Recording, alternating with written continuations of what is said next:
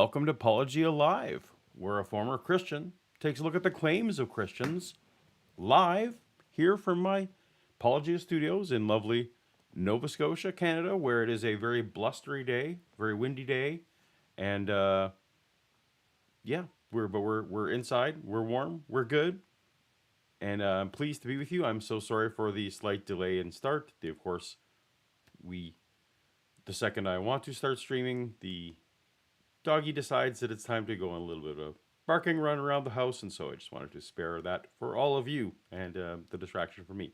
Thank you so much for being here. It's been a while since we've done one of our proper shows. We've been doing some other things on Paulogia and Paulogia Live, but it is great to see everyone today and see everyone in the chat. Oh wow, we have a super chat from Piao Piao. Right, here's to Paul having a nice day. You deserve it. Thank you so much. I appreciate that. I don't know what I did exactly to deserve a nice day, but I'm happy when they come around. And I'm excited anytime I get to hang out with you guys on the live streams. As you guys know, I started this channel earlier this year, and I was a little bit trepidatious and uncomfortable. And now it's something I look forward to. It's fun. I'm still got a long ways to go, and we still got a lot to learn, and all that kind of thing. But it is great hanging out with you guys, and I'm sorry. And we like to switch up the time so that different groups of people can hang with us today. So if this is your first time, welcome. This is a different channel than Paulogia main channel where I'm a cartoon. So if you are not already subscribed, why not tap subscribe while you're here so you can be notified when new streams and things happen. So we already do have that one super chat. Thank you so much. Super chats are always appreciated. During the Paulogia Live show, the proper shows, what we like to do is cover some topics, either maybe tweets or videos or articles, things like that.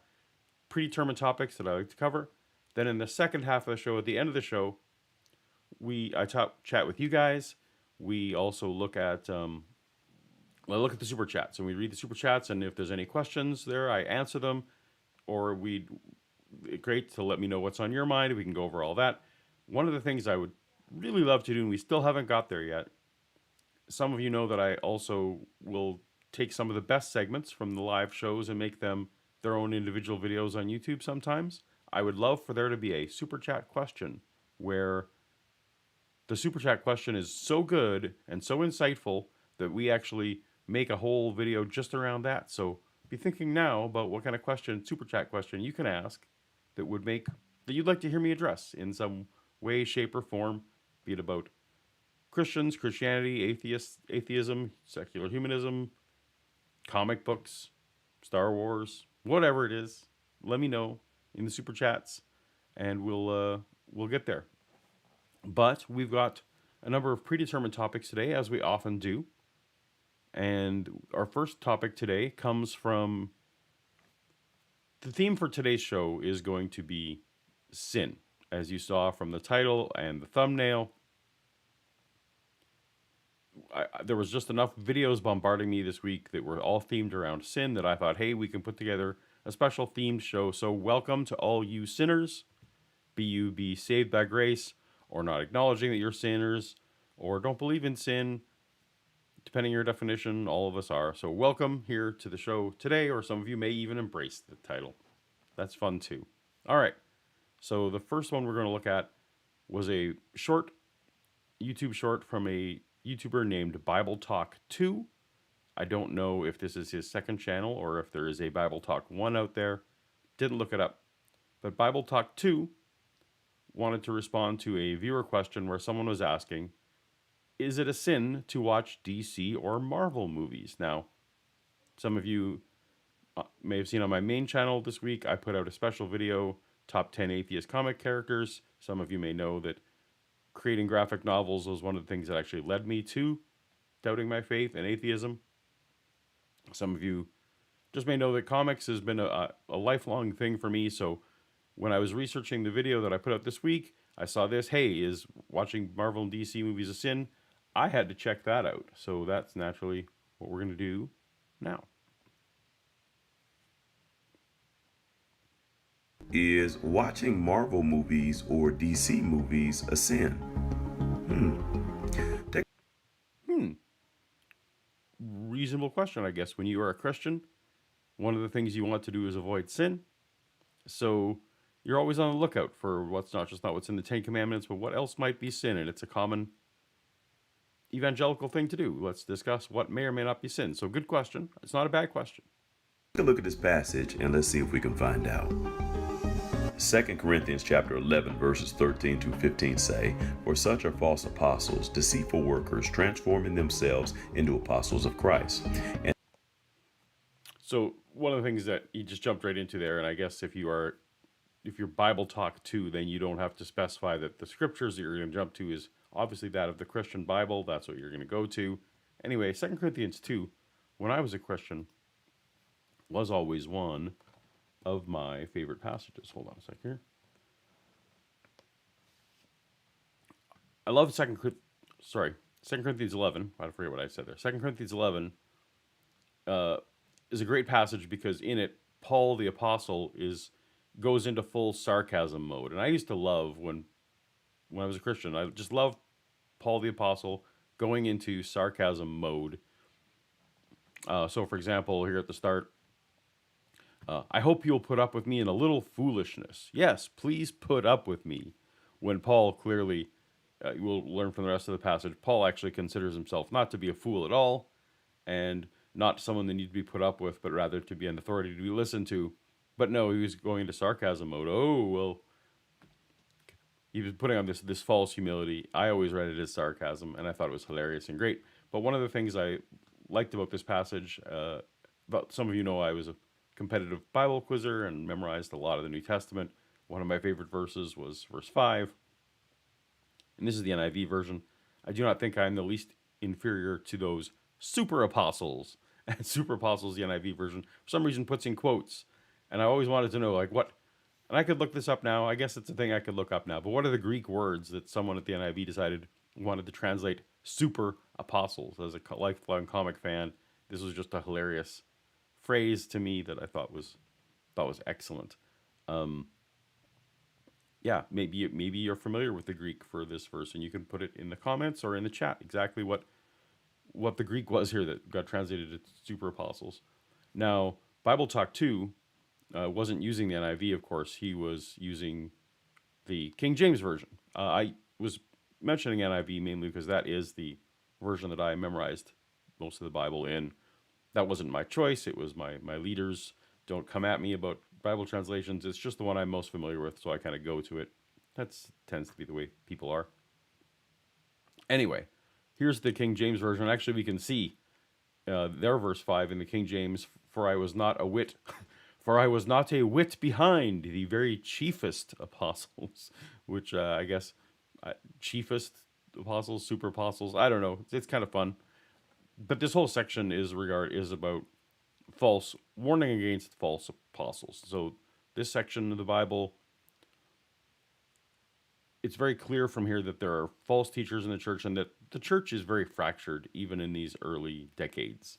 And this idea that there was an orthodoxy or that there was a unity of vision, not at all. I would encourage you, if that's the thought that you have, look it up. The early church was divided on as many things as the church is divided on now. So yeah, anyway, it's a thing. Paul actually had to actively write letters against these heretics who were coming and preaching gospels of Jesus that were not compatible with his. But moving on, let's go back to the passage where, well, let's go back to Bible Talk 2 and see what he has to say. That's enough Bible lesson for this particular moment. We'll get to more in a second. And no marvel, for Satan himself is transformed into an angel of light. Oh, he took off this. I paused too fast. Let me put up the verse again here. All right. So we read verse 13, verse 14, "And no marvel." Dude, you literally are making, this is what struck me here. So you're literally making a video that says, "Are Marvel movies sinful?" And then you pulled up a verse that said, "And no marvel." You gotta make a joke. You gotta make a reference. You gotta do a whole thing. When I was an evangelical, I definitely would have, very tongue-in-cheek, but definitely would have done it. Look, the Bible says in 2 Corinthians 11:14, pardon me, I'm never was never good references. 11:14, and no Marvel. There, that Bible says it. No Marvel movies, right there. You missed an opportunity, my friend. I think you could have been entertaining with that. Boom, would have been fun. Oh well. Oh, back to video. Transformer. He and his ministers can appear to be good. Also, he literally just said, the devil is a transformer. Again, how can you make a video about whether movies are sinful, say a sentence like the devil is a transformer, and not have a clips from one of the Transformers movies? This is just me making video tips. I would love to have remade this. As a Christian, the Bible says no Marvel, devil's a transformer, put in a transformer. Just some tips. Television programming does this sometimes. They train you to see bad things as good. DC and Marvel movies are no exception. So sometimes movies and TV portray bad things as good. So of course, one of the problems you need to figure out what's your definition of bad, what's your definition of good, and if the TV show doesn't the writers of the show aren't thinking that that bad things are good. TV shows actually can show complex characters, and we'll get into it in a second. But first of all, you have to agree, and I don't know what his theology is, but I'm guessing we wouldn't. Anyway, moving on. To be clear, any movie that teaches you that sinful activity is okay should be avoided. All right, and that's the end of the video. Any movie that shows that sinful behavior is okay should be avoided. So, here's the problem. Does simply depicting sinful activity, let's just accept for the moment the Christian definition of sin. Does the mere depiction of sinful activity say that it is okay? When I was a Christian, my litmus test on this always was, does it show the ramifications of sin? Because the Bible itself is full of sinful activities. There's all kinds of passages that you would never read. It's full of incest, it's full of murder, it's full of rape, it's full of every sin imaginable. And this is just the heroes that are on God's side who do all these things. Those are depicted in the Bible. And so you say, well, the Bible is showing those things, and David did all those sinful things and he became king. So maybe that's depicting sin as good. So it's a little more subtle than mere depiction. When I was a Christian, I wanted to see whether or not the consequences of the actions were adequately portrayed. And I still think that is a mark of a good show, good fiction, good whatever, good entertainment, when the natural consequences of actions are on display. If you have a show depicting and if it's not stylized and not whatever, that's glorifying that certain actions they have no ramifications, they don't hurt other people, or there's no consequence to yourself, that can be problematic. And I agree that might be something, if you're looking, to your entertainment for morality, which you probably shouldn't anyway. But if you want to fill your head with clean things, as the Bible says, as Ephesians says, look at what's honorable and excellent, think about those things. That's where we go. Mainly, I wanted to say there was a short video about sin, and he missed an opportunity to say that the Bible says you should not watch Marvel movies if you take it out of context. And isn't that the most favorite way for us to take the Bible? Anyway, that was video number 1. I don't know if you agreed with me, actually, when you were a Christian, or if you are currently a Christian. What was your litmus test for whether or not watching entertainment, because we all know it's not just the PG and R and all that kind of stuff, because the secular world lets way too much, the woke liberal world lets way too much happen in a PG movie or PG-13 movie, so that itself isn't safe.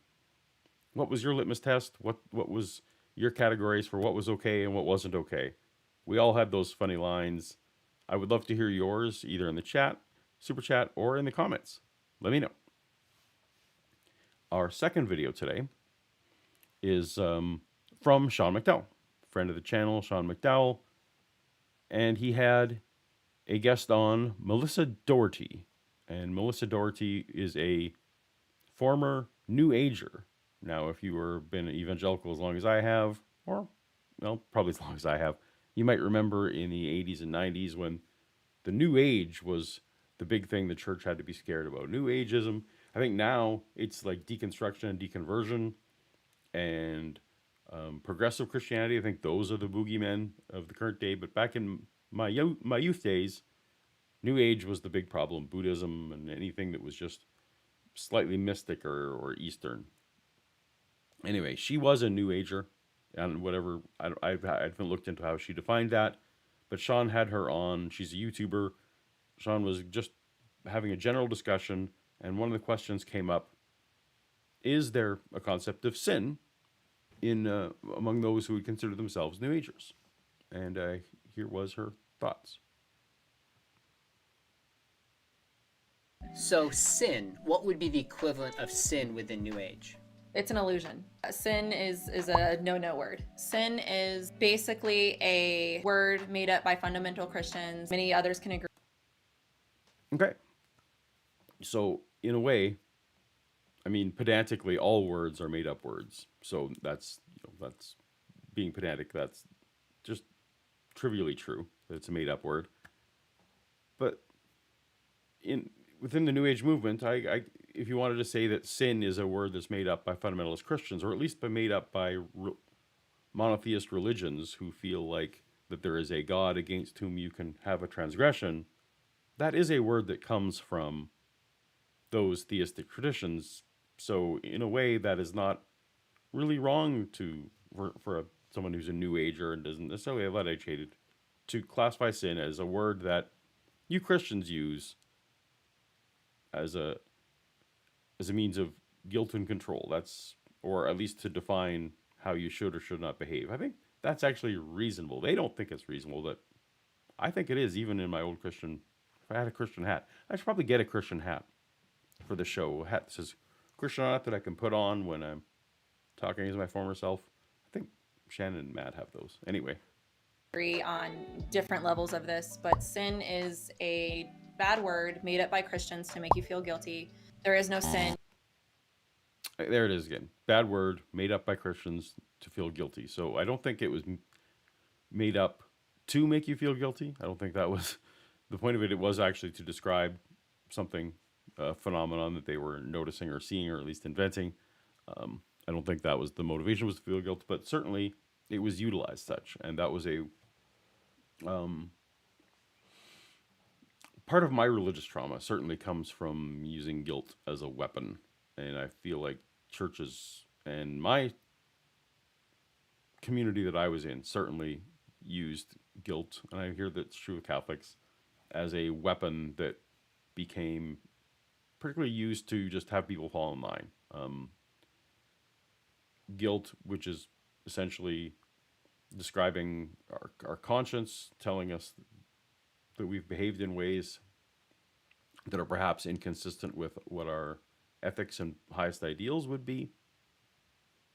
When we feel those feelings, the church likes to grab those feelings and really twist them and make that a very wide net so that they can indeed define behaviors beyond what we might otherwise consider to be things that are deserving of guilt. So again, I am actually weirdly on board with these New Agers, if that's their definition of sin. It's an illusion because humans are inherently good. We are all good. That's how they...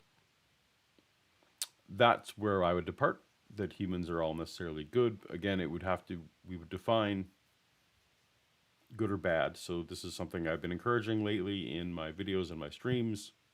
When people say good or bad, I think we all instinctively feel like we're talking about the same thing, but I like to push back, and I would encourage you to push back. When someone uses the word good or bad, just ask them, hey, what do you mean by good or bad? Because I definitely didn't think about it. I just ran with my instinct and what other people made me feel, and again, guilt is part of it. But if you have someone sit down and just pause for a minute and reflectively think, hey, what is good or what is bad? I think you can get some more interesting and introspective conversations and maybe find some common ground and realize where you do have common ground and where you don't. If you can just first define that. They view the Christian idea of... Oh, so sorry. So are people inherently... So if you're going to ask, are people inherently good or are people inherently bad? Well, we need to know what that means. And if good is defined as something along the lines of thoughts or actions or thoughts or actions that align with outcomes that I prefer, which actually tends to be what most people, if they're honest with themselves, mean by good. Then yeah, that's a good instinct. Most of us do act in our own self-interest, and we act towards the things that we prefer, and we act towards our own desired outcomes. That's just a natural thing we do. So when you define good that way, it's pretty easy to say, yeah, you can say that humans are inherently good. If you want to say bad is the actions or behaviors or thoughts that are detrimental to others, that cause suffering, that increase suffering, that reduce flourishing, then again, we all do things that for other people, and sometimes even for ourselves, and we'll get into that later, we also perform actions that are counter to those ideal outcomes. So it's actually not as simple as this good or bad. This is clearly, if you think about it, a spectrum where an action might fall. And so it's kind of arbitrarily saying, is the world black or is the world white? Well, honestly, most of the time, the world, if we're still shooting in black and white photography, almost the whole world exists in that gray area. And you'd have to tell us what the spectrum is. So anyway, these are, whether it's a New Ager or a Christian, these are good questions to ask if you want to probe and be philosophical about what's the nature of humanity. Sin said that Oh no, they completely think that that is the Christian view of sin. So there is no willingness on their part. There's no willingness in a lot of their parts to even understand the fundamental, the orthodox view of Christianity. Okay, so that was the end. You get cut off there. There is no desire on the people, on the outcome of the people, to look into what Christian orthodoxy actually is. Now, this is, on one hand, a fair criticism. I would say that people don't go out of their way a lot of times to steel man other people's worldviews or to really dig into the trenches of what other people's worldviews are. They kind of get the high level, and if it's something that doesn't seem compatible with their perception of reality, then they probably don't delve too deep. Interestingly, though, I did delve deep into Christianity, and I'm still constantly, well, you don't accept orthodoxy. You don't know what orthodoxy is. And of course, what's hilarious from an outsider perspective is that every Christian in the world thinks that they are orthodox. They think that what they believe about Christianity is the correct way. That's just the way things. If you thought you were not correct, you would change your view. The whole idea of Christian orthodoxy, the no true Scotsman fallacy, all that kind of thing from an outsider perspective is rather hilarious. So, but I wanted to, again, we're building up. I'm layering up some themes towards where we're heading toward the end of the video. This is a good example, though, of some outsider test of faith type things and some good concepts with things. The complaint that Christians don't define sin well is going to come up in our, not this next video, but the one after this. But because we're building to something. Video number 3 is Mike Winger, and those of you who don't know, he has a very large YouTube channel. He's a former pastor. I guess he would still consider himself a pastor, perhaps, who likes to put out messages primarily for Christians. Large channel, and he put out a video recently. What was it called? Oh yeah, that's right. Stop Neutering Jesus is the video that Mike Winger wants to share with us today. Some people imagine that Jesus hanging out with sinners was just that. He hung out and didn't tell them about their need to stop sinning. When they say Jesus ate with sinners, he hung out with sinners, what they imagine is he's not telling them to change. He's not confronting their sinful lifestyles. He's sort of just standing there and glowing with godly character, and they're just sitting there going, he's so nice and he never confronts me, but I feel so bad about my sin, I'm going to stop. This is not true. Jesus.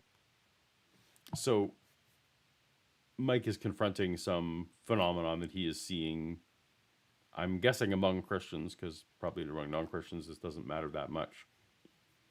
I think you can imagine where he's going. He doesn't want people to merely do what I would have called in the end lifestyle evangelism, right? Where you're being salt and light, which the Bible calls you to do, to demonstrate a lifestyle that is clean and that is so different and changed than other people, they will actually just come to you and want to know the hope you have within you. The Bible literally commands you to do this. So it's not something the Christians pull out of the air. And a lot of Christians take comfort in this.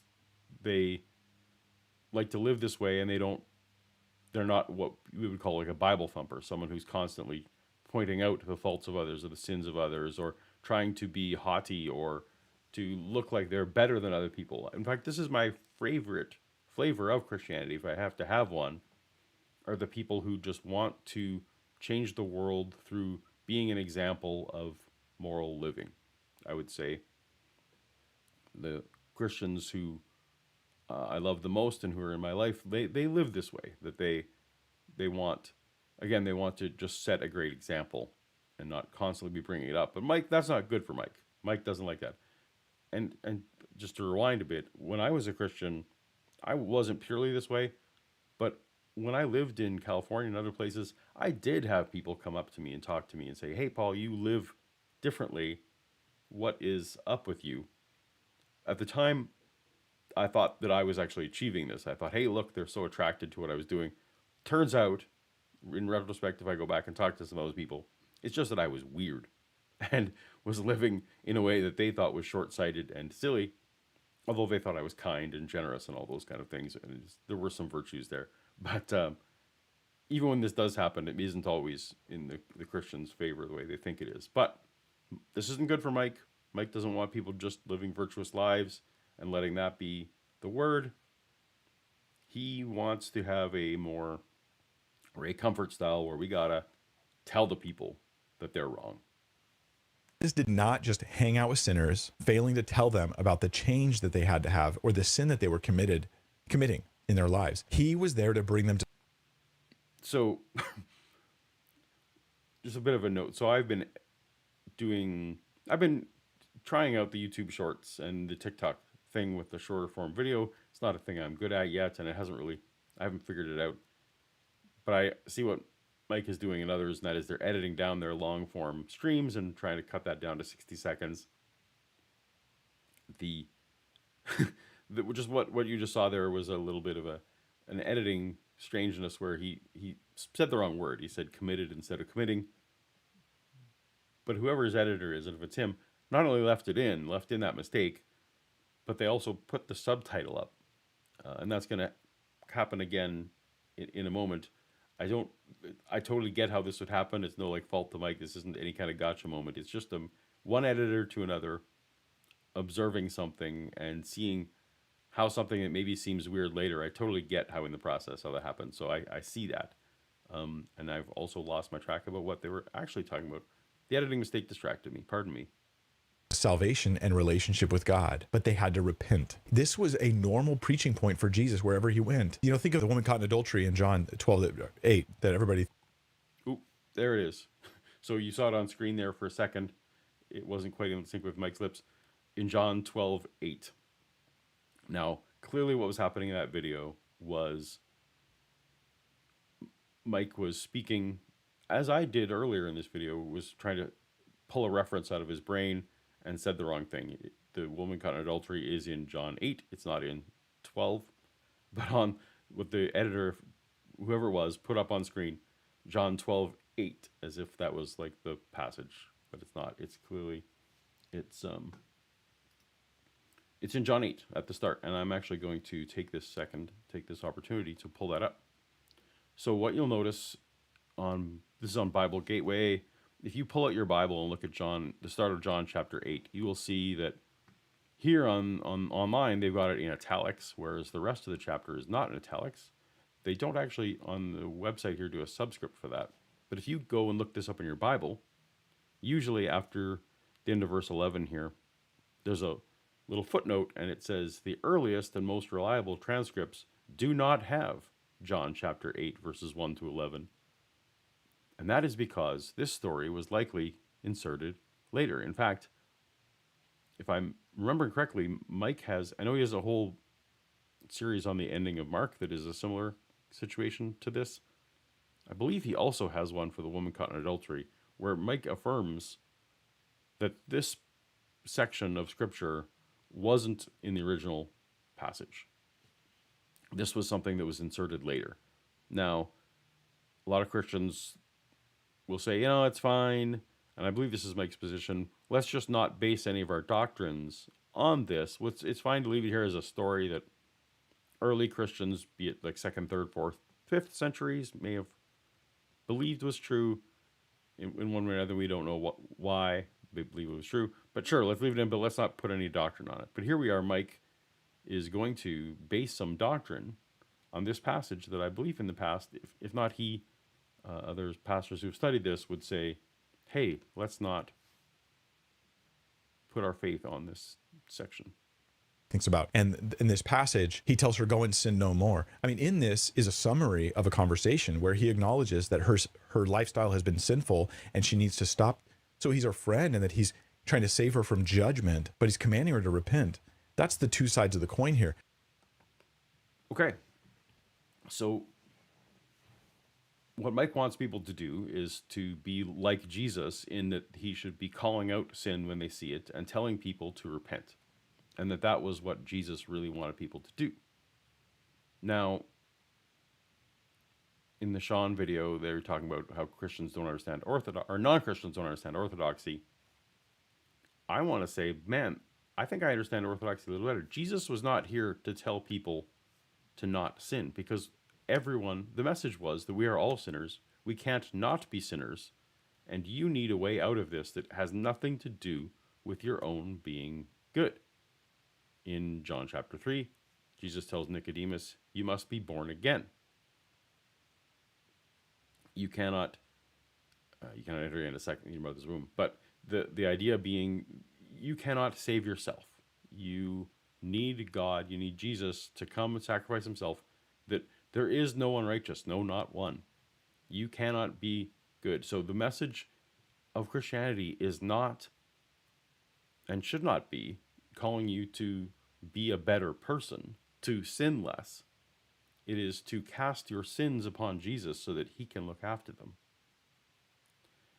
And the trouble is, these messages are that isn't what modern Christians want. They want to control our behavior. Again, through guilt. They want to control behavior by saying that if you really are a Christian, you should bear this certain fruit, and they define for themselves what that fruit is, what it looks like if you're a Christian.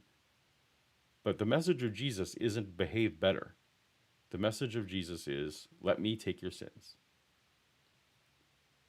I think that if anyone, and we're going to have a couple more videos here, anyone watches, I think I understand sin reasonably well. And I'm looking forward to someone telling me why these apologists are right and why I am wrong about sin.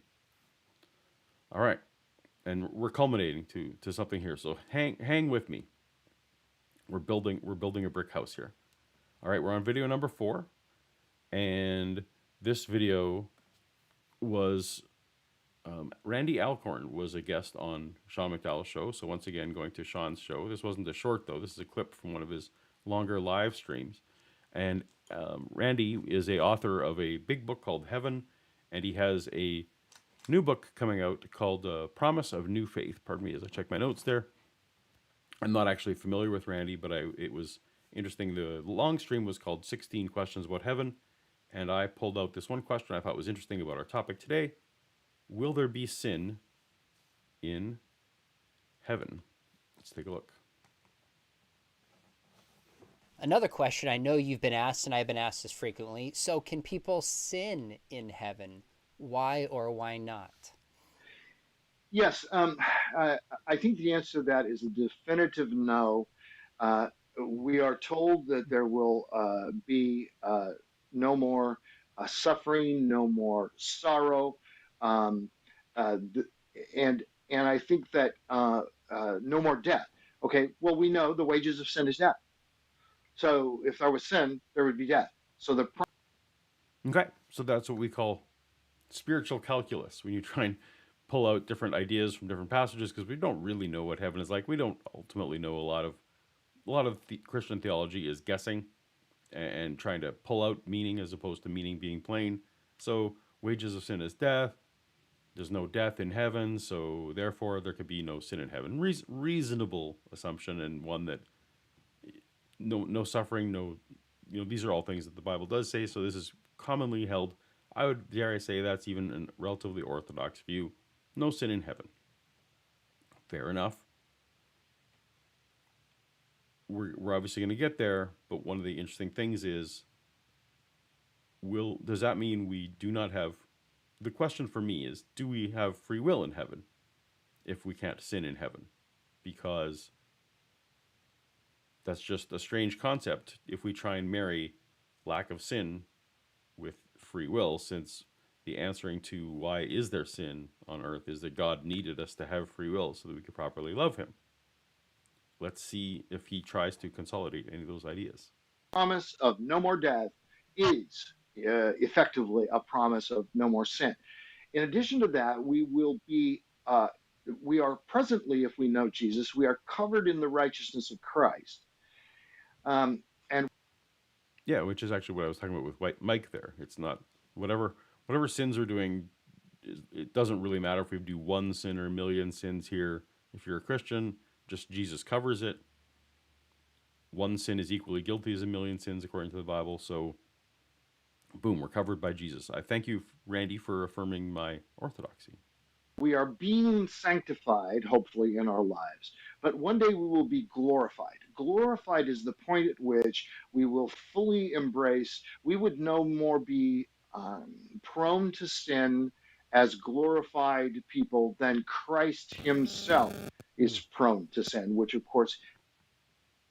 Okay, so we are glorified. We are no longer prone to sin, and we are no longer prone to sin in the way that Jesus is no longer prone to sin. Now, Jesus is a divine being. Jesus is God. As far as we know, there are actually no created beings at this point that are not prone to sin. So we know about, for example, angels and demons. Those are clearly prone to sin because some of them left. Some of them, Satan and Lucifer and his third of the angels, or if depending on how you discover all that. But at some point, those fell, or were at least capable of falling. We know humans could fall. We don't know exactly what the Nephilim are and all those kind of things. So it's just, wow, okay, created beings are gonna at that point just be divine. I'm not sure that that's correct, but let's go with it. He is not. The way that one scholar put it, Paul Helm, is that once we are with Jesus, we will no longer sin, we will no longer want to sin, and we will no longer want to sin. And I think that once we are with Jesus, we will no longer sin, we'll no longer want to sin, and we no longer want to sin. So,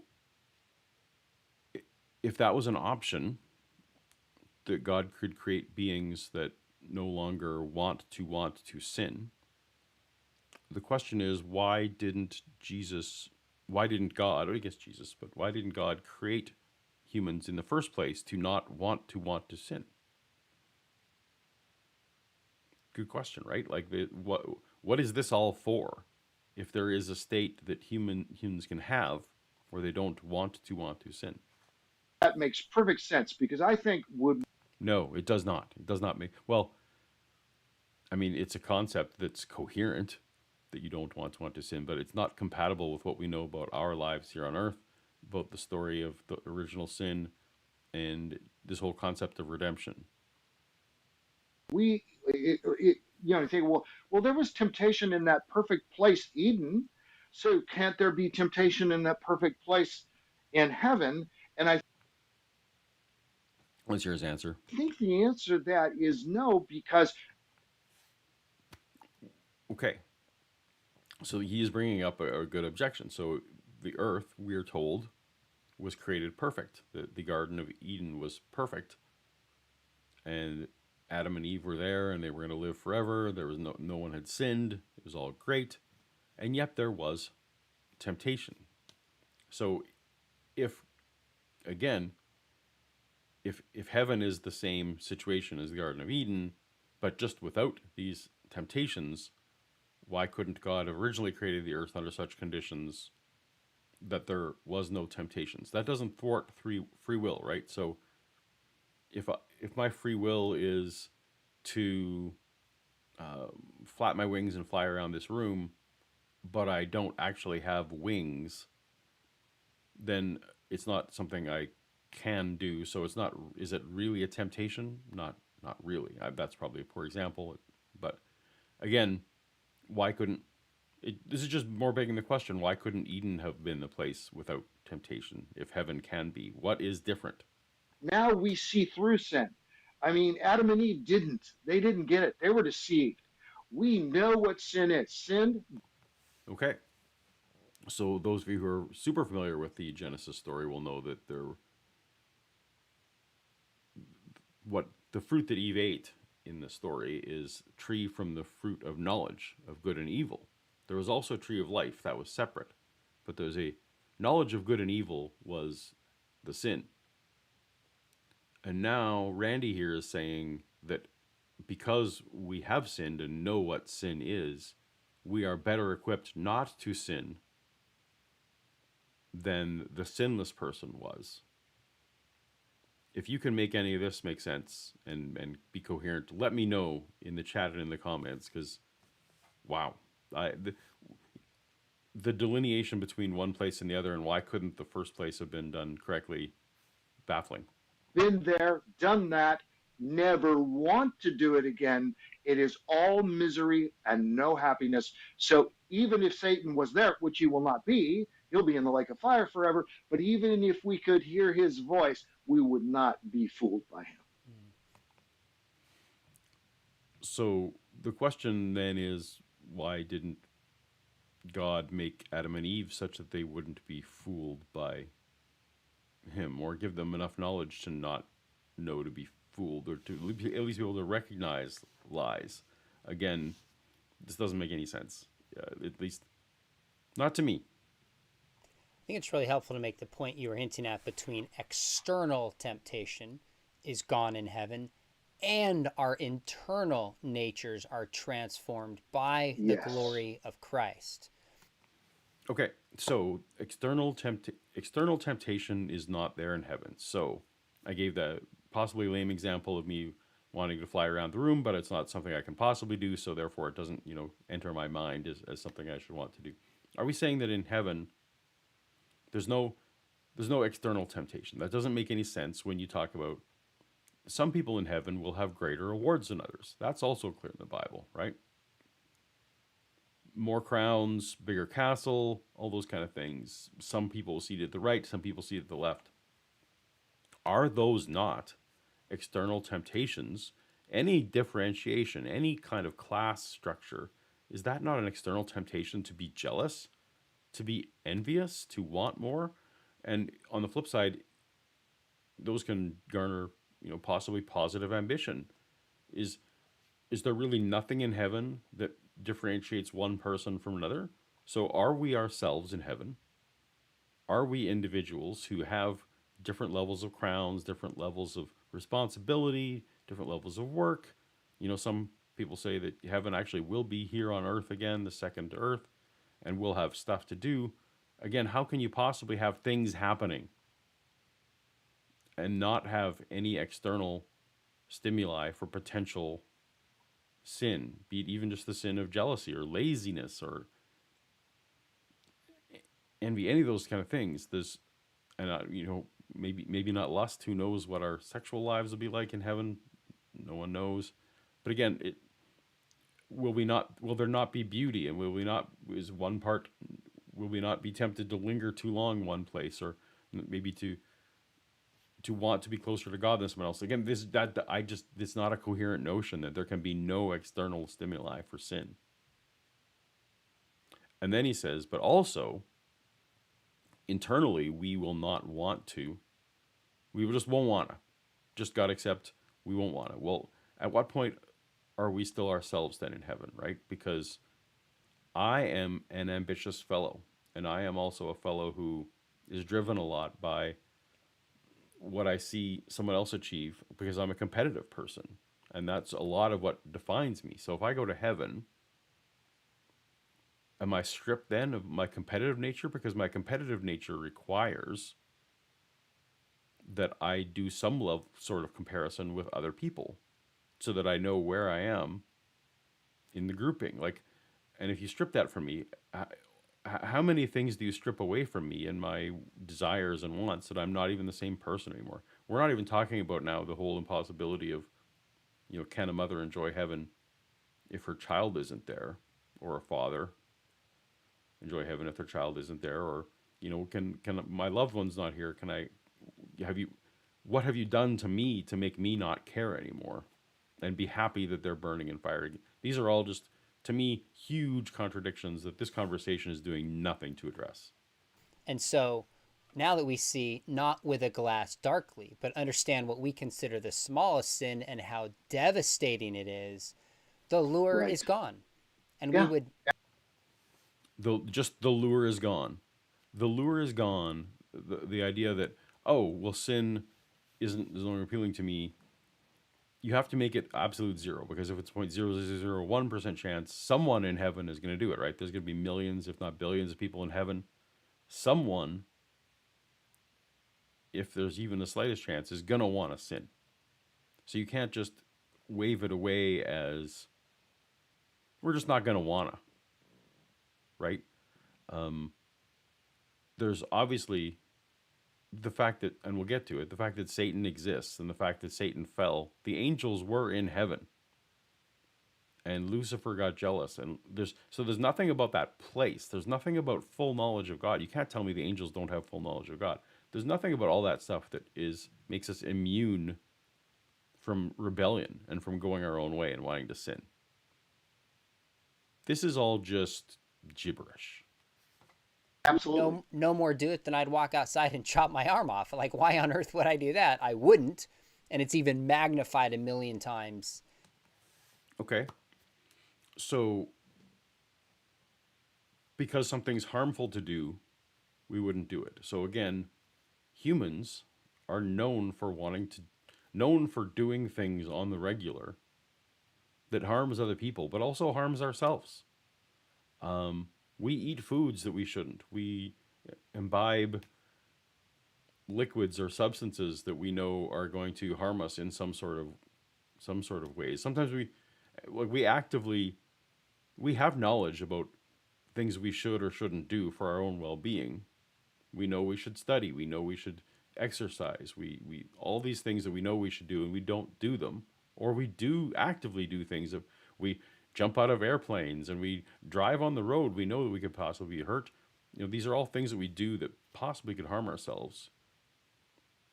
So Sean's idea that perfect knowledge about what's good or bad for us has nothing to do with whether we are capable of sinning. It's great that we would have perfect knowledge.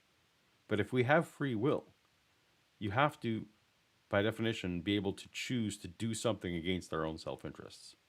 Now, Sean interestingly talked about going, I choose not to go outside and cut my arm off because I know that would be bad. So some of you may know that several years ago I was a cancer patient, and the cancer started in my hand. I normally try and hide my hand. We're going to get you see some of my scars. See some of my scars today. Fortunately you can't see them that well in this lighting, but I nearly lost my arm. They told me that basically if I'd have had my cancer that I had 10 years earlier, they wouldn't even try to save it. They would have just cut it right off. I've had many reconstructive surgeries just to be able to do this again. That took like 4 or 5 surgeries and several years of rehab. All that to say, that's not a sob story. That's all that to say. At least weekly, if not more often than that, the flesh that is this hand, the flesh that is this arm, feels so foreign to me because it is. They've transplanted parts from other parts of my bodies, and there's artificial stuff in there, whatever. I get the compulsion, I get the urge to literally rip this arm off, and I sometimes I can barely stop myself from going and chopping my own arm off. It is an actual thing. I know that there's actually mental illness where people can, again, want to hurt themselves. Um, I do stop myself from doing it because I understand that this weird foreign arm that they built for me is better than not having an arm. So I do stop myself. But Sean's claim was that because I have that knowledge that it's bad for me, I should never want to do it. That does not ring true for my life at all. I want to harm myself in this way all the time.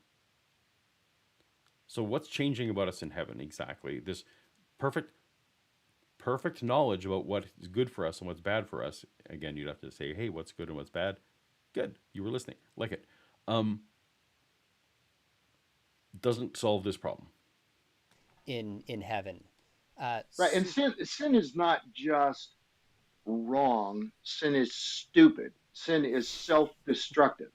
So when you have a complete awareness and you've experienced the destruction of sin in your life, and haven't we all experienced that in this life? Every redeemed person is a sinner saved by grace who still struggles with temptations and sins until we go home to be with the Lord. Why would we choose? You could say Adam and Eve are like they didn't know better. Well, they should have obeyed God anyway. Well, we know better. Yeah, Adam and Eve didn't know better. They didn't have the knowledge of what was good and evil. And let me just insert here that Shannon Q's new crusade recently about the fact that they didn't know better. Oh, I totally lost her point. Go check her point on Adam and Eve. I will remember it in a second. Again, Romans can't. My apologies, Shannon. Because Adam and Eve didn't know better, how can it be also simultaneously true that God wrote morality on our hearts, as Romans 1 suggests? How can those two competing ideas be true at the same time? Adam and Eve, who are perfect people, didn't know anything about right and wrong. But we sinful people all have God's law written specifically on our hearts. How can those competing ideas be true at the same time? That's a tangent, but it's just something we've been discussing in our household here. So there we go. Anyway, okay, let's carry on. Better, and we will always know better. I actually think Satan knows better, and now all he's trying to do is pull us down because. So Satan brings up an excellent point here, right? So Satan, as I mentioned earlier, was in heaven, the same heaven that we are going to, had perfect knowledge of God, the same perfect knowledge that we're going to have, and yet rebelled. Same situation, same knowledge set, was capable of rebelling. So what piece of free will is God's going to strip from us that we will be less likely to sin than Satan was, than the angels were? And at that point, is that even us? Why create us here? Why let us go through this sanctification process that he talked about, rather than being transformed later? But this whole idea, why improve us? What do we need? What is possibly what enterprise are we fulfilling here, other than separating which humans would or wouldn't accept Jesus? We're not building character, because clearly God is changing our character when we get there. And if all the earth is to do is a big Harry Potter sorting hat to tell us who's going to go in Slytherin and who's going into Hufflepuff. I think those are houses in the Harry Potter thing. If it's just a sorting hat, why did God need to create? Why couldn't, again, God have just created us, only create the ones that were going to accept him? You're not limiting free will. Just don't create the non-accepting people. Put them all straight in that bliss and avoid all of this. What do we need any of this for if God's going to strip it away and make us not care about things that we care about now? It's I don't get it. He doesn't want us to go to that place and live forever with Jesus that he was evicted from. I mean, I think he has, I read the Scrutier letters and you see the way Lewis portrays it, of this hatred for these slimy little sludge bags, human beings. And they're going to celebrate and live forever in the place that he gave up and instead embraced eternal misery. All right, that was the end of the clip. He ended there with his accusing Satan of wanting to pull us all in that Satan's just hate because he hates humans, because he's envious of that we are going to be in the heaven that he left, that he chose to leave. Again, we've been discussing that all day long here in the stream. He's going to be so envious that we get to go back there that he hates us. Not actually fine. I feel like that might fit with the story. My view on Satan, though, was actually so much that he hates God. I don't think Satan cares about humans at all. And in fact, if you read the Bible carefully, you know that Satan has very little influence. Satan, the individual being, Lucifer, if that being exists.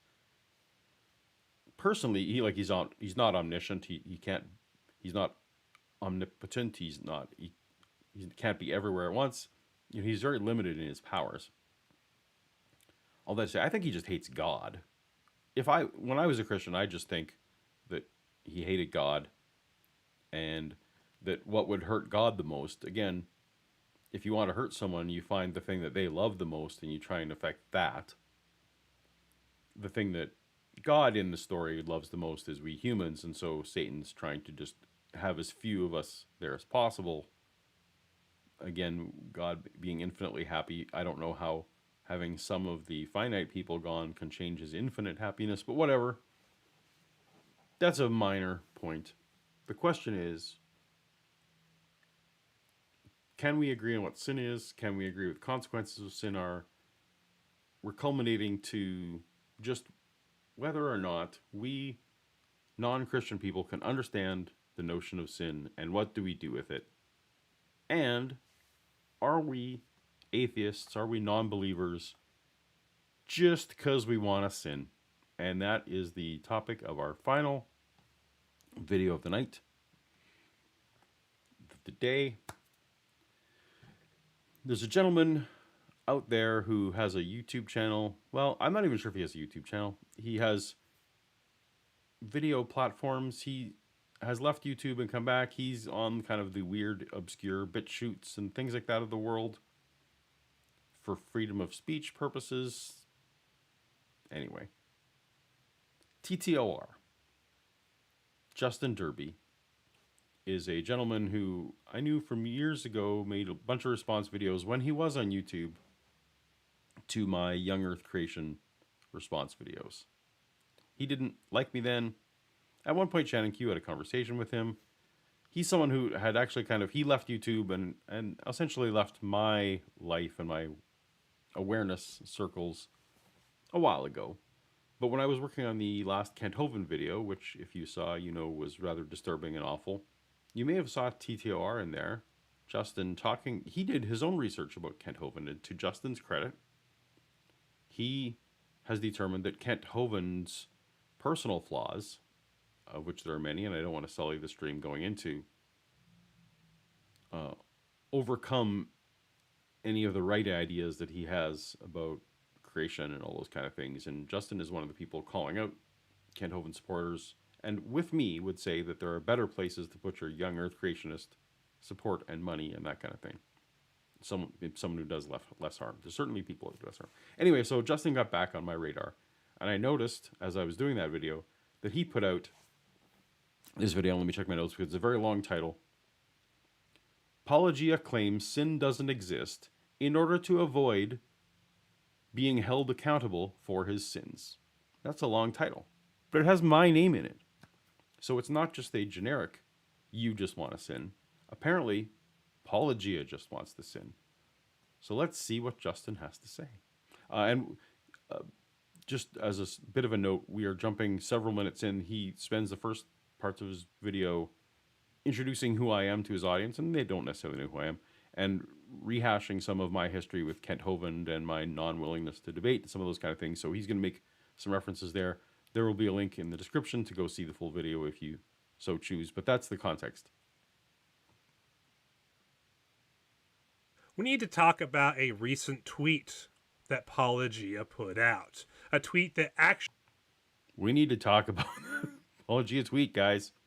Twitter, man. If anything, If anything is going to get me canceled in this world, it's my activity on Twitter. I like Twitter too much. It's fun, and I like to have fun there. Actually shows that everything he has to say about atheism and evolution and a lack of evidence for God's existence and the truthfulness of the biblical worldview. A recent tweet that Paulogia put out proves that all of that is just an intellectual smokescreen. All of it.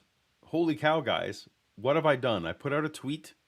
In one tweet, I have undermined everything I've ever said about the Bible, everything I've said about Christianity, everything I've said about science has been undermined in a single tweet. I'm going to be canceled, guys. Holy cow. Hopefully I can get back and erase this. Maybe we can delete it. What did I tweet? Paulogia actually has a much simpler reason for rejecting God.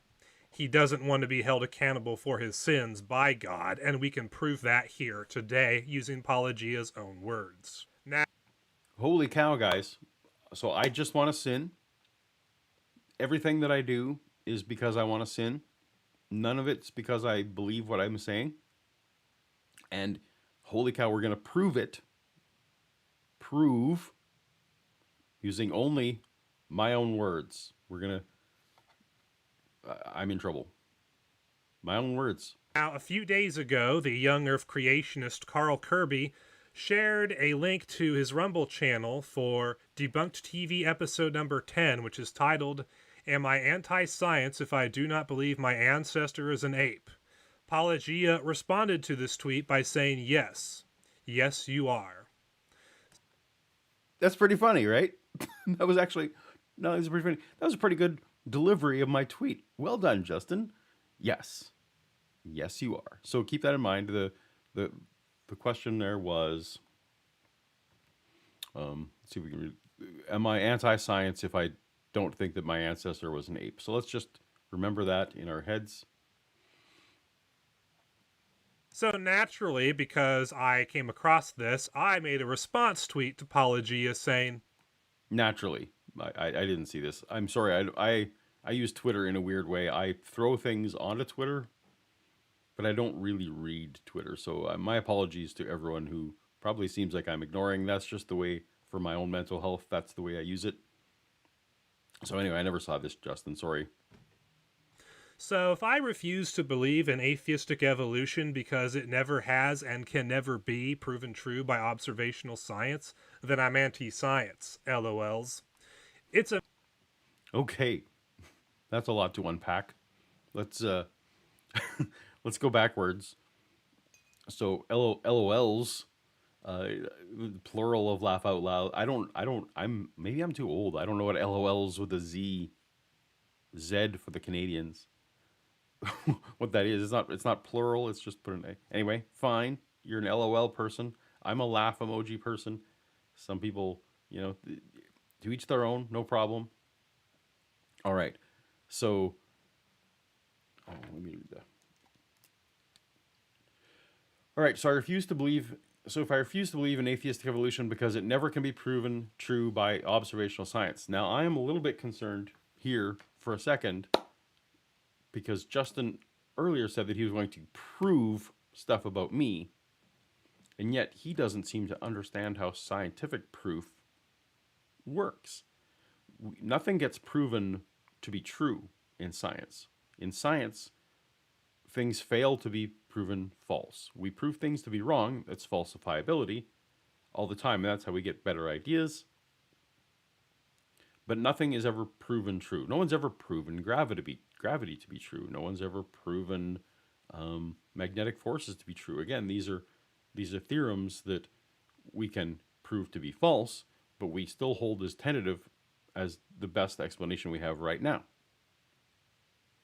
So Justin, I'm a little bit worried that you don't understand what proof is, but also clearly you are anti-science, my friend, if you think that science proves things right. You don't get it. And I didn't either. When I used to believe what you believed just a few short years ago, you and I would have been friends on all this. But I've learned more, so I'd encourage you to learn more. That is not how science works. And so you're fine to believe in creationism and in young Earth creationism and all that kind of stuff, but at least embrace then the fact that you are anti-science, at least at this level. Now, the last part about this to unpack, and I promise we will move on faster, and maybe I can't promise that. The original tweet that I responded to said, am I anti-science if I don't agree that my ancestor was an ape? Now, Justin's problem here is going to be that observable science, what he calls observable science, can't prove evolution. But that wasn't the claim that I was talking about. Can't prove that. I'm talking about whether our ancestors were apes. And here's the problem. Observable, testable science tells us that we are currently apes. There is no definition, there's no scientific definition of ape that we do not classify as. We are apes. And you can disagree then with how scientists classify things, that's fine. But then you are anti-science. We are apes. So my ancestors were also apes. My children are apes. My parents, grandparents, great-grandparents, we don't have to go back millions of years to come across our ape ancestors. Cladistically, we still are. So any complaints you have about this, yeah, just completely put you in the realm of anti-science. That's not what we're here to talk about today. We're here to talk about whether or not my whole channel and project here at Paulogia has been destroyed by a tweet and that I want to sin. But that's just a rant. Thank you for bearing with me. Amazing the stupid positions atheists will hold to in order to avoid being held accountable for their sins by God. Now, why did I throw in that last part? Well, before I responded to this tweet, Paulogia put out a tweet earlier.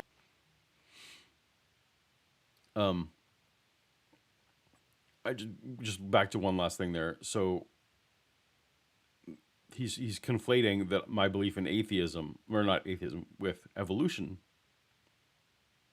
is because I want to sin. I don't know what Justin does with the millions and millions of Christians around the world, if not hundreds of millions, who accept evolution, but yet are Christians. What is their motivation for accepting evolution? It's not, so there can't be facts that make them accept it, because he would claim there's no facts to back it up.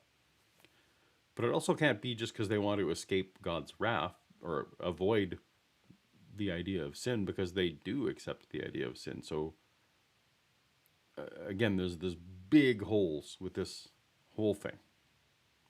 But carrying on, again, we're here to talk about me and how I just want to sin. Here that day saying, reminder that if God doesn't exist, then neither does sin. Don't fall for guilt tactics. Oh, oh, Oh, look what I've done. Look at this tweet. This is the tweet that brings down Paulogia. Well, now we get some real insight into Paulogia's heart and why he holds the worldview that he does, and he makes the censorious, authoritarian, stupid arguments that he does. Okay. So, wow, there's some vitriol just came out of nowhere there. So why I make the censorious and deleterious, and what else did he say? Wow, he does not like me. These are terrible things that I'm doing. I don't know where that comes from. that I'm attributing to it. Anyway, Justin, I'm very curious. How? Tell me, Justin, how does this tweet prove that I just want to sin?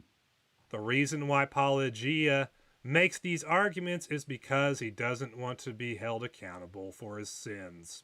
Now, how does this tweet by Paulogia prove that he doesn't want to be held accountable for his sins? That's what I want to know. That's what we're here for. Well, it's really quite simple. Sin is simply a crime that you commit against God. You can either commit the crime against God directly, or you can commit it against him indirectly by committing a sin against another human being. Thank you, Justin. That is amazing. You are the first Christian on this whole thing to properly define, at least in my old Orthodox view, what sin is. Sin is a gap between how we behave and how we think and how God wants us to behave and think. You get it.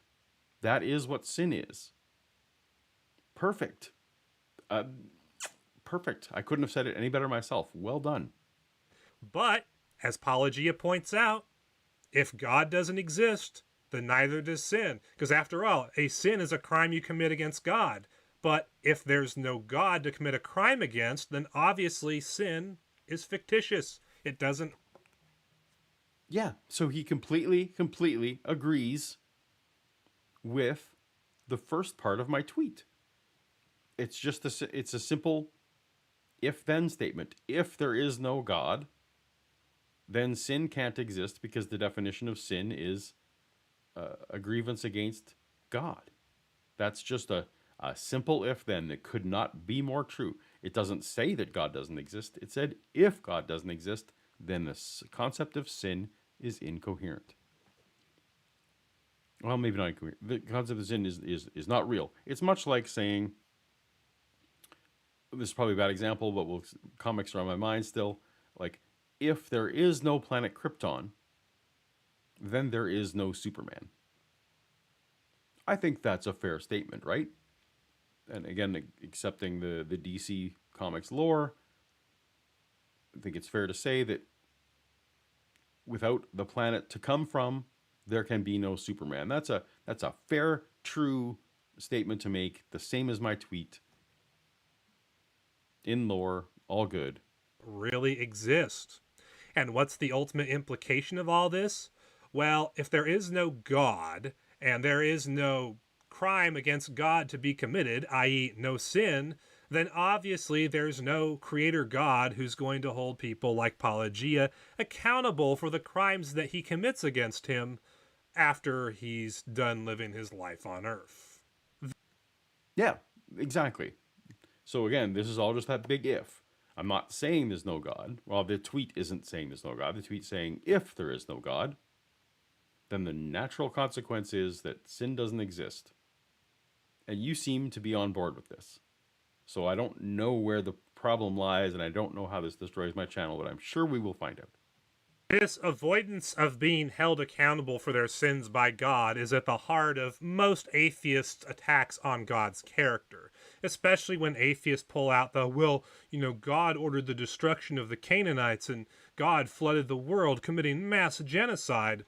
The problem that these atheists face is that they really want to commit some sins against God and other.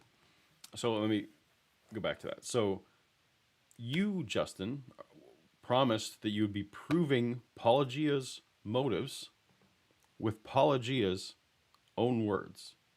And now you've just gone to most atheists. Now, I don't actually necessarily disagree that this is what most non-believers would do, but you would need to go find words where I say, in either videos or tweets, that God is a moral monster, because that is not an argument I use. In fact, I'm on record many times here and on call-in shows and lots of places that if I was shown that the God of the Bible exists, I'm actually fine with his morality. I think that the God described in the Bible has sufficient justification, sufficient authority to do whatever he wants. Now, it does mean that God and me disagree on what is moral and what's not, but that's fine. I would agree. We would just have a difference of opinion at that point, but I would need to defer to the person who had the most power, and clearly God, the creator, has the authority and power. Me, Paulogia, does not. I don't make this argument, Justin. So you are going further afield if you want to prove that me, Paulogia, just wants to sin, because it's not an argument I make. People, but they know that they can't justify their sins if they acknowledge that God exists and that sin is a real thing, because then they would be forced to acknowledge that God is going to hold them accountable for how they choose to live their lives in rebellion against him. So in Okay, so this is just that weird.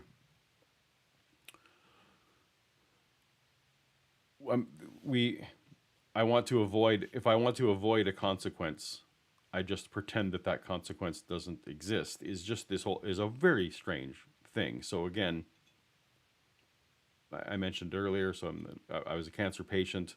You know, I didn't like the consequences and the possible outcomes from that diagnosis. Did I then just decide that, you know what, I can avoid the consequences of my cancer by pretending that I don't have cancer? Is that a thing that a rational human does? Now, you may not think I'm a rational human, that's fine, but you can't think that all people are irrational in this way, that we know what the consequence of a thing is, but we pretend that it's not, just to avoid. No, what happened? That's not how that works.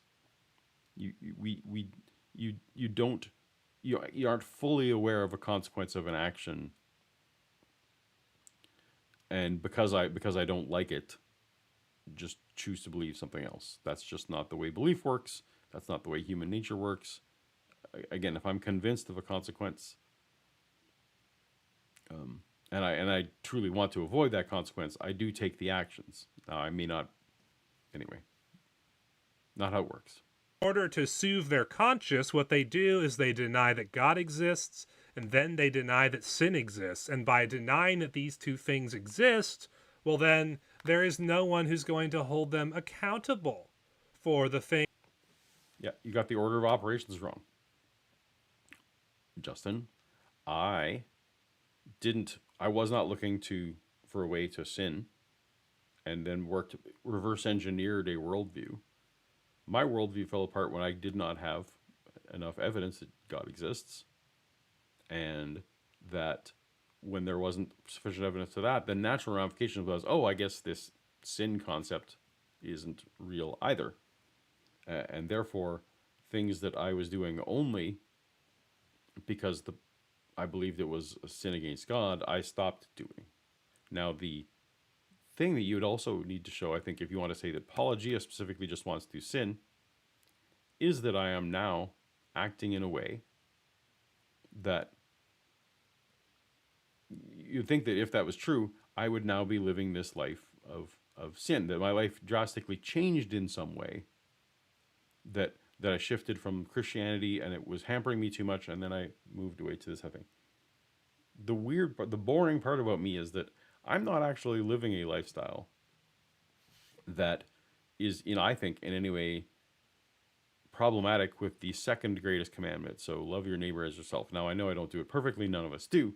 But I generally try and live my life as loving my neighbor as myself with empathy. I try to reduce harm and increase flourishing. That is generally my goal in how I live. Obviously, I'm selfish at some points, the way everyone is, but I was that way as a Christian too, right? So that's not a lifestyle shift. I am blessed in the weird non-religious way.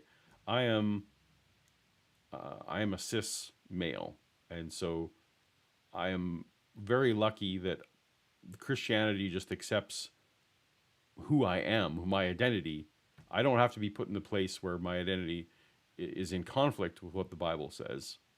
That's just fortunate for me and unfortunate for many others. So I know it's easier to point. For me, it's harder to point to say that, my identity as a cis man is in conflict with the Bible, and that's why I rejected it. No, like, you can't even point to that for me, and as terrible as that all is. So just, wow, if you're going to try and prove that Paulogia does this, show me where I'm sinning. Now, obviously, there are a few things in my life that, I would need to have a quick wedding ceremony. That would be fine. There's a few tiny changes I would need to make to get in line with Christian values. The main thing that I don't do right now is the first part of that commandment: love the Lord your God with your heart, and then all your heart and soul and mind and strength. And the second part, love your neighbor as yourself. I think I'm doing as good as a human can do on that second part. Not perfect, but that's what I try to do.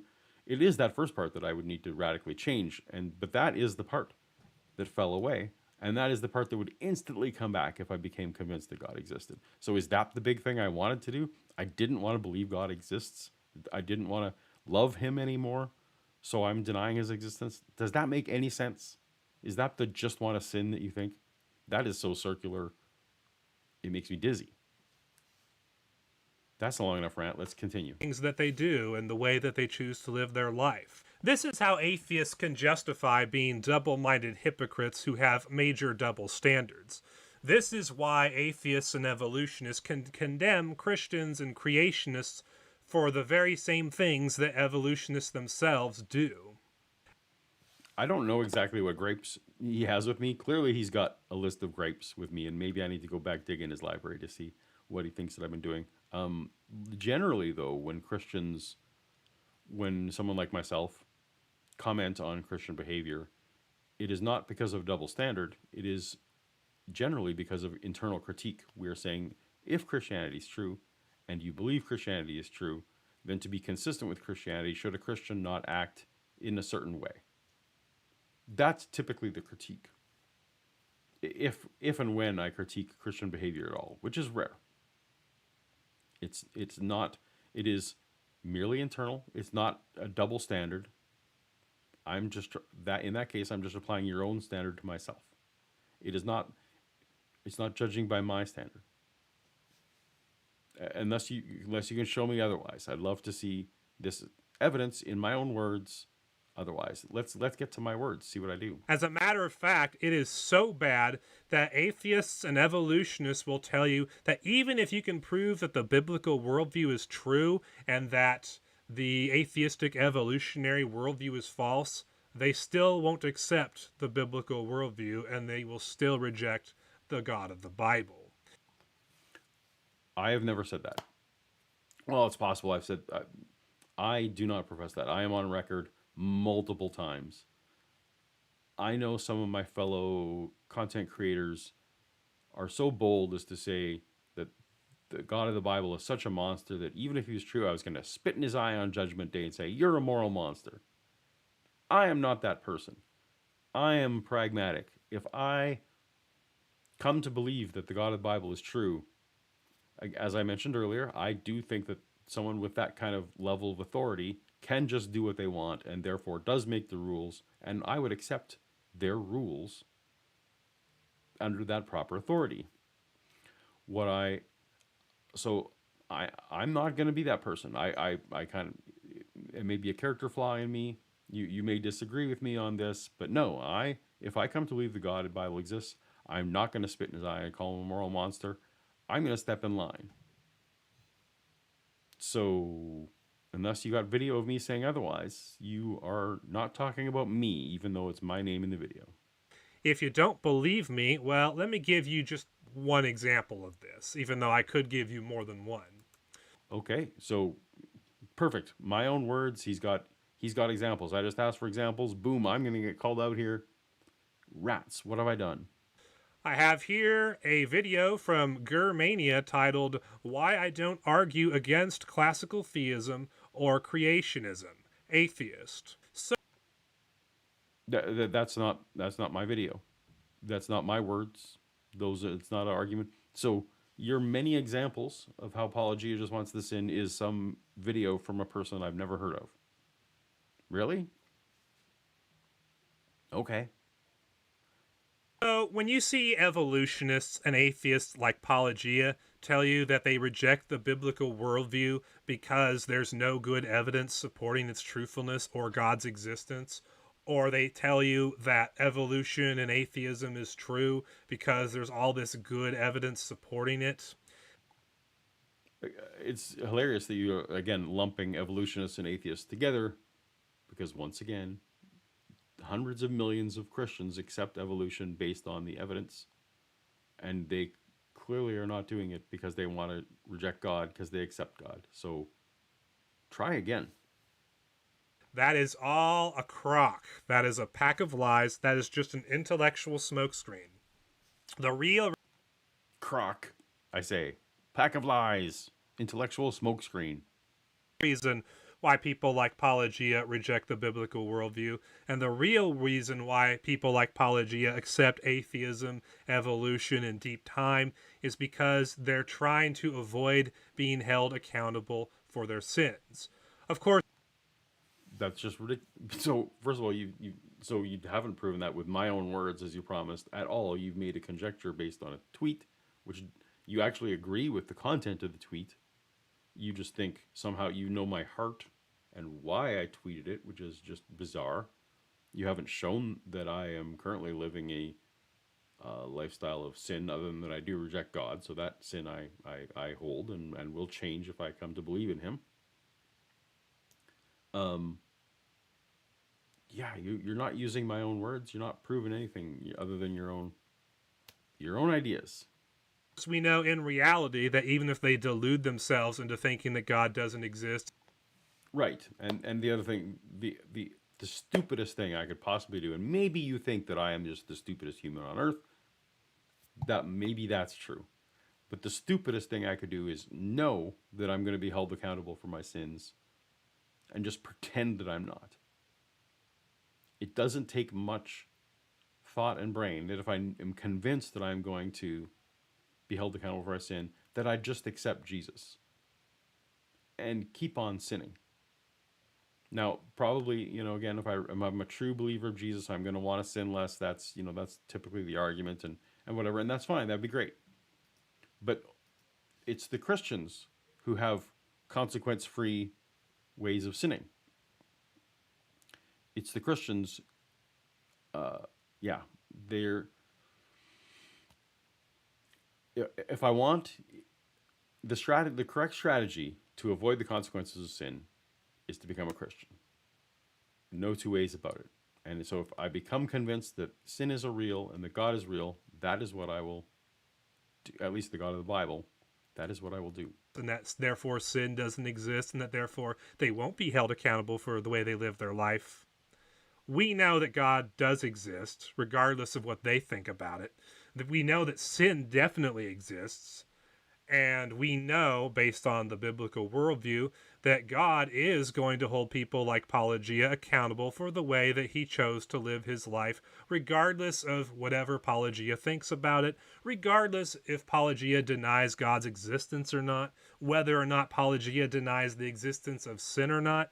None of it matters, because God exists, and he is going to hold Paulogia accountable for his sins, just like he's going to hold every atheist and evolutionist accountable for the sins they have committed against God, both directly and indirectly.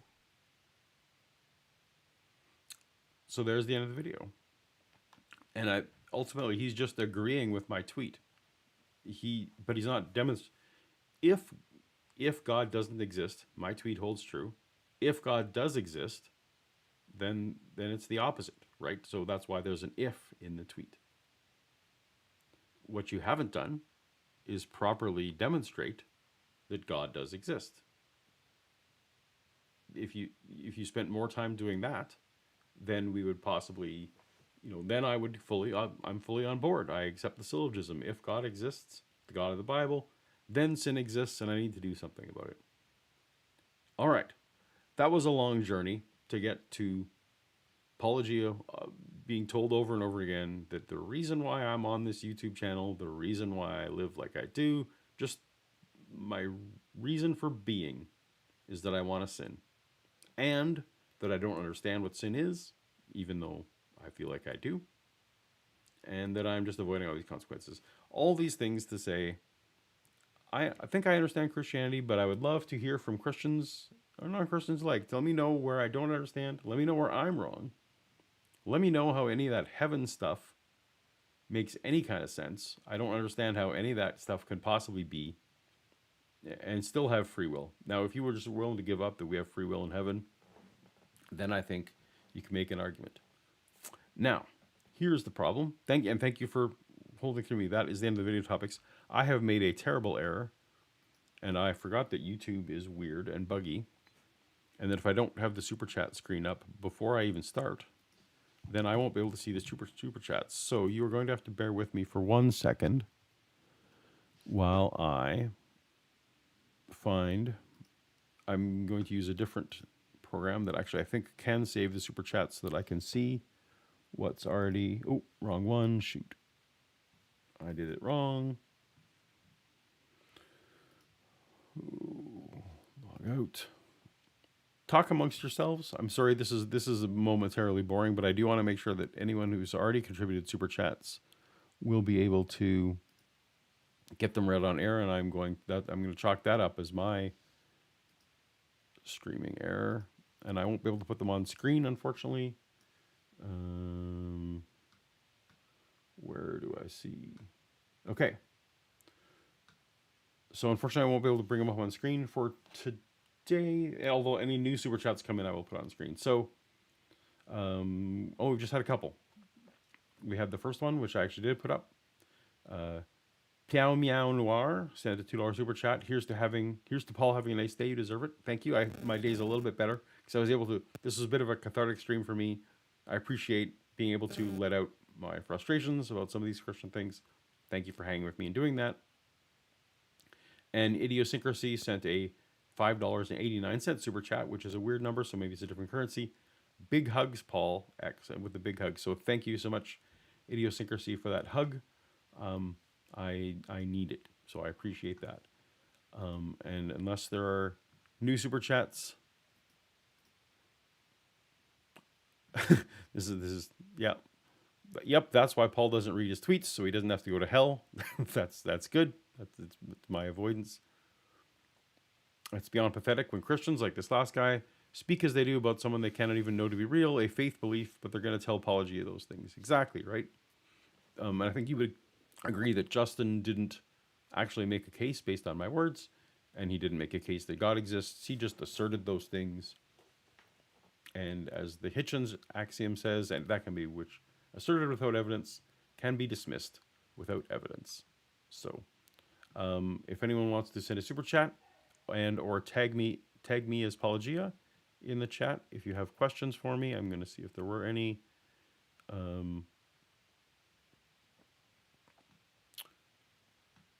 Nope. All right. Well, then I can end my stream there, and we can go off and have a great day.